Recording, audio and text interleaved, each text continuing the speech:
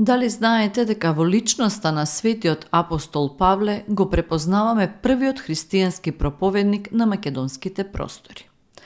Со своето доаѓање во Македонија, тој го подготви патот за покрстување на европскиот континент. Па со право можеме да кажеме дека христијанството во Европа дојде преку Македонија.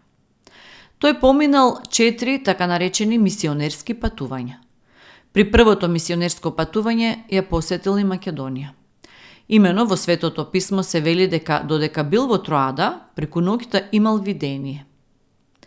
Стоеше пред него еден човек, македонец, кој го молеше и му велеше: дојди во Македонија и помогни ни.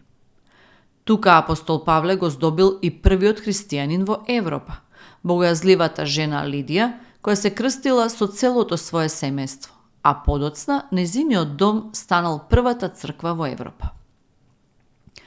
Формирање на црквите значило не само посејување на христијанството во Македонија, туку и негово утврдување и организирање, што потоа ќе биде значаен предуслов за континуитетот на христијанството на овие простори, кој ќе резултира со создавање на црквата Јустинијана Прима и Охридската архиепископија.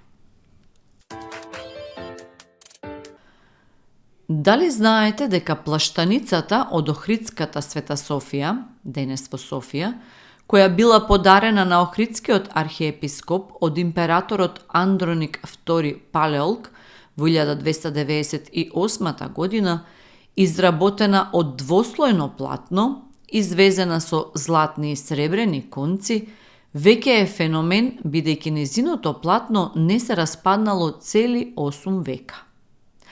Текстилот обично целосно се распаѓа по 150 години, но оваа реликвија од почетокот на 13 век останала речиси цела.